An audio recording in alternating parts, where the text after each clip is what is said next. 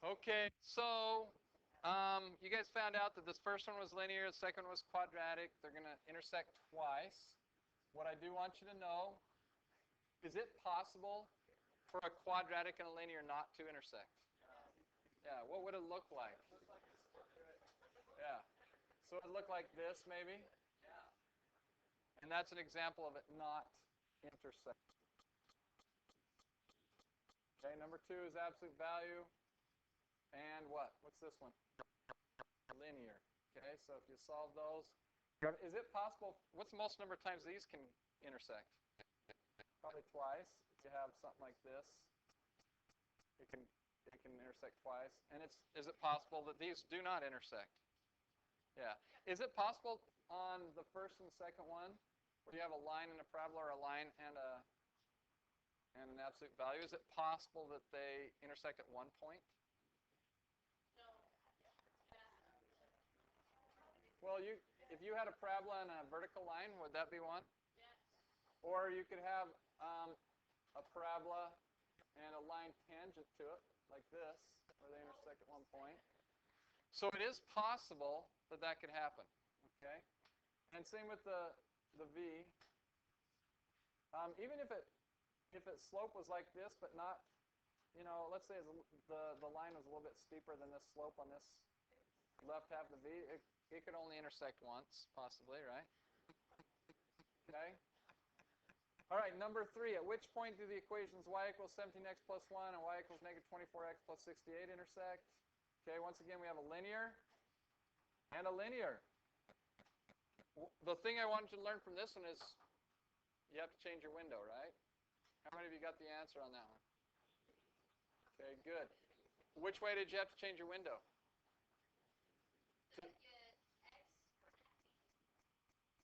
The x coordinate had to be negative? The x coordinate? The x maximum had to be more positive? You had to go up higher?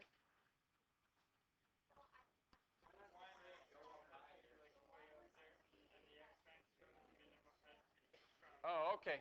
So the y max had to go higher, is what you're saying, Audrey. Did you have to go up on your graph to see it? Or you had to go to the right? Or you had to go to the left? Number 3. Oh, number 2, you had to change your window a little bit too, to the left, didn't you? Number 3, you had to change your y max and go up, didn't you? Okay. All right. Next set of problems. I want you to do these two. Okay, I'm going to give you a few minutes to do number 4. By the way, what kind of equation is f of x on number 4? Exponential. What kind of equation is g of x? Linear. So you have an exponential and a linear. Okay, think about how many times. What's the most number of times that could intersect? And is it possible that it doesn't intersect? So think about those when you go through it. Okay, number 5. How many of you guys have ever learned about logarithms before? That's what I thought. None of you. Okay, logarithms used to be something we'd teach in Algebra 2, but since the new math curriculum, we don't do that. So on problem number 5, I'm going to teach you guys how to put a logarithm in your calculator. It's not, I know there's a log button on there, but this is a log base 2, and that log button on your calculator is a log base 10. So I'm going to show you in just a few minutes after you do number 4 how to use the change of base formula to graph that in your calculator. We'll be learning about logarithms later in the year. So take a few minutes and do that. All right, on number 5, the f of x equals log base 2 of x. Write it down, because I'm going to minimize the screen. You won't be able to see them as much. Notice that there's a negative in front of the g of x. So g of x equals negative x squared plus 2x plus 5. And we're going to graph this one right now. I'm going to show you how to do that. By the way, this log base 2 of x right here, y equals log base 2 of x, is, and I was telling you, on the calculator, you'll notice there's 2 buttons on the calculator that have to do with logarithms. The one that says log, obviously, and the other one just below it that says ln. You see that one? Okay? That means the natural logarithm, and it sounds backwards because everybody always asks me, why doesn't it say NL instead of LN, because natural logarithm. But the mathematicians that came up with it put it in the Latin language, which they say logarithmic naturalis. So the L comes before the n. So they call it ln for short. That's abbreviation for natural logarithm. Got it? That won't be on your test, but you'll need to know that ln stands for the natural logarithm. Later in the year, when we start talking about logarithms, we'll learn about it. But the log button on your calculator is actually what we call the common logarithm. It's log base 10. And the ln button on your calculator is actually log base e. How many of you guys learned about the number e before? The number e.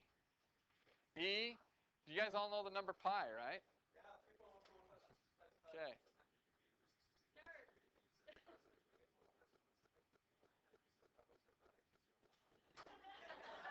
How many places was that, Kai? Oh, wow. I am impressed. Yeah. I did have a kid stand up in front of my class one time, and we put it up on the board right there, and he was able to tell us the first, I can't remember, 200 or 300. He said it, and everybody followed along. He didn't miss a single one of them. I'll tell you what, by the end of class, then you should be able to do that. Well, okay. Okay. Anyway, going back to log base e, you guys know how pi is a letter in the Greek alphabet, but the number pi, 3.14159, comes up with circles all the time, right? They come up in circles all the time. And so they used an abbreviation. They named it the letter pi. Well, the number e is also a number that comes up a lot in the natural world. It actually comes up in nature when things grow. It also comes up in finances. When money grows exponentially, it happens with money growing. It happens with compound interest quite a bit. So in the finance world, it happens quite a bit. And so it happens so often, they decided to give it a name. But just so you know, everybody hit E on your calculator if you want to know what that number is. It's 2.7 something. E is above the divide sign. Hit second and the divide sign. What is it? 2.7. Yeah, okay? So, does everybody have that down? Okay. Now, since these are the only two buttons on the calculator, and most of our bases aren't base 10 or base E when we do problems, okay? These are the two most common, but it's not by far there's others. So we have to have what's called a change of base formula. Change of base formula. Now usually when we teach about logarithms, the change of base formula is like the last thing I show you guys. But because it's out of order in this class, I don't know why they're teaching it in this order, but it's in a different order. I'm going to teach a change of base formula just so you'll know how to graph these in your calculator. And by the way, write this down, that a logarithmic function is the inverse of an exponential function. Write that down.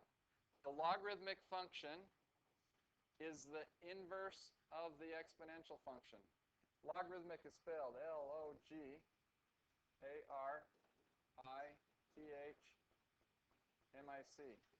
Logarithmic. The logarithmic function is the inverse, Kai, of the exponential function, okay?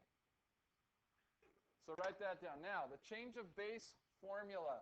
Let me just show you on a new slide right here. If I have y equals log base 2 of x, the change of base formula says I can use any base I want in my formula. Okay, McKenna, you guys are like really driving me crazy right here. Please listen. Okay, so you know what's going on. Okay, in the change of base formula, y equals log base 2 of x, it doesn't matter which base we use. However, since on our calculator we have log base 10 and ln, we're going to use one of those. And it doesn't matter which one you use. It's going to work with either one of them. But all it says is that if I take I'm going to use log base 10, and I don't, on the common logarithm with base 10, we don't usually write the base 10 in there. We just put log, okay? So I'm going to take the log of the non-base number, which is x in this case, divided by the log of the base, 2. So I could have also written it with the ln button as ln of x over ln of 2. A lot of times mathematicians like to use ln because it's shorter to write. So you'll see ln used more often than the log. Okay, but either one of these will work when we put them in our calculator. So in your calculator over here, go to your y equals. And what was our first function again? Was it the log base 2 of x? So I'm gonna use my log button. I want one person in each table to use the ln button. Decide who's going to use the ln button instead of the log button. It's going to be the same thing. I just want you to see that it's the same. Log of x divided by log of 2. And then the other ones are going to have ln of x divided by the ln of 2. Got it? And you'll see that it's the same graph. What was my second function? Was it negative x squared? Negative x squared plus 2x plus 5. Okay? That's right? Okay, so negative x squared plus 2x plus 5. I'm going to start off with zoom 6 with a standard window. And there's my logarithmic function. And there is my parabola. I want you guys to see this logarithmic function. If you remember exponentials, it has a horizontal asymptote. Well, a logarithmic has a vertical asymptote right along the y-axis. This actually gets closer and closer to the y-axis, but never touches it. Okay? So that's my logarithmic function. Okay? By the way, the inverse of that would be this function right here. That's, if I had 2 to the x, log base 2 of x is the inverse of it. Got it? So that would be what that function looks like if I did the exponential. But this is the inverse of it, so that's what you get. And then, of course, my parabola goes like this. How many times are these two functions going to intersect each other? Once. How do we know that going down towards the bottom right here, they're not going to intersect? Well, this one's going out to the left forever, and this one, it can't go past the y-axis, can it? It's never going to go past the y-axis, so they're not going to intersect again. And this one's going to the right over here, so it's not going to intersect. So it only intersects at this point right up here. That's the only point of intersection right there. So go find your intersection, and you're done with those. Okay? I'm going to give you about 2 minutes on that, and then we're going to do a little activity problem. In fact, I'm going to put this activity problem up here. When you guys are done putting that other problem in your calculator and working on it, this is a problem I want you guys to make a table of values for in your groups. And I want you guys to figure this out together. Okay? If you're at home doing this, you need to pause right now because I'm going to pause. Okay, table 1. Okay, when the baby is born, the first year the baby is born, they put away how much money? 5,000. Year 2, how much total do they have? 9,000. Year 3, how much do they have? 13,000. How many years are we going to do this for?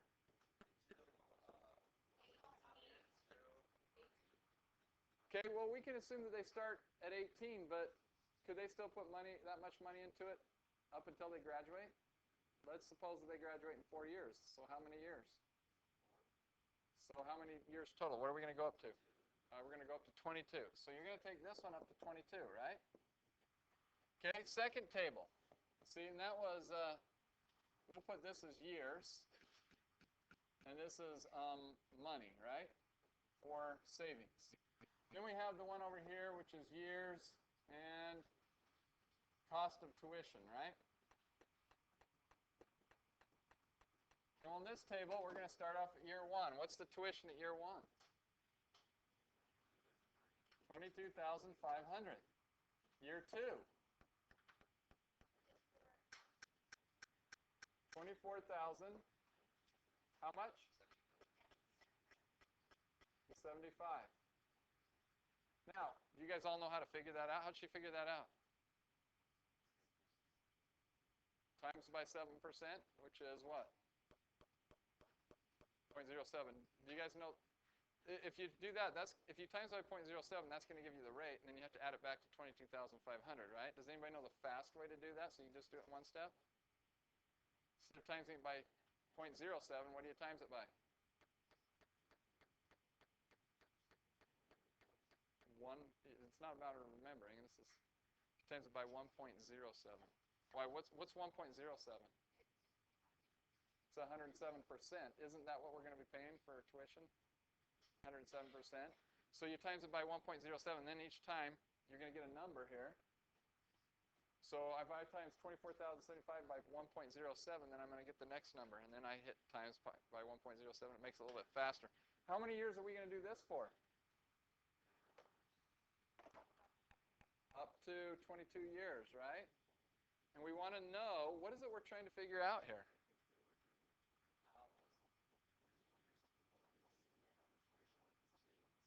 At what year will we intersect, right? This is a system of equations, right? By the way, do you guys know what kind of equations these are? Which one's exponential? Yeah, the cost of tuition is an exponential one. And why is that one linear? Yeah, it's going up at a constant rate. So here we have a linear. Here we have an exponential. They're going to intersect somewhere. Now, after you get through figuring out on a table where they intersect, we're going to come up and make we're going to make two functions that we can actually graph and see. Okay? So go ahead and do that right now. Okay, you guys, here's the first 4 problems of your assignment. Okay? I've got 2 more on here. I want you guys to find the intersection of these. Now, there's online calculators if you don't have a graphing calculator at home. Just look up a calculator emulator or something like that, okay? Yeah, I would. You guys don't have to write it down now. If you want to look it on my website, I'll post this to my website tonight. The second one is right here. I'm just going to show it while I've got it recording. You'll probably want to pause it on the first one and then hit go to get to the second one. So here's the first one again, if you're still writing it down. Yeah, it'll be on I'll put it on my video on my website if you need to access it that way. These 6 problems are due when you get to class next time. We did 5 examples of it. You should be able to do these, okay? We'll finish that other one next time.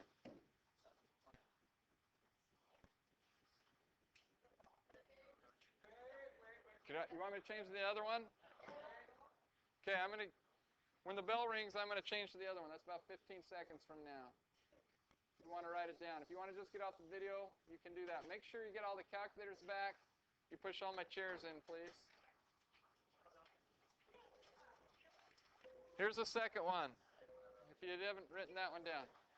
Okay, they'll be on my website if you need to record them down.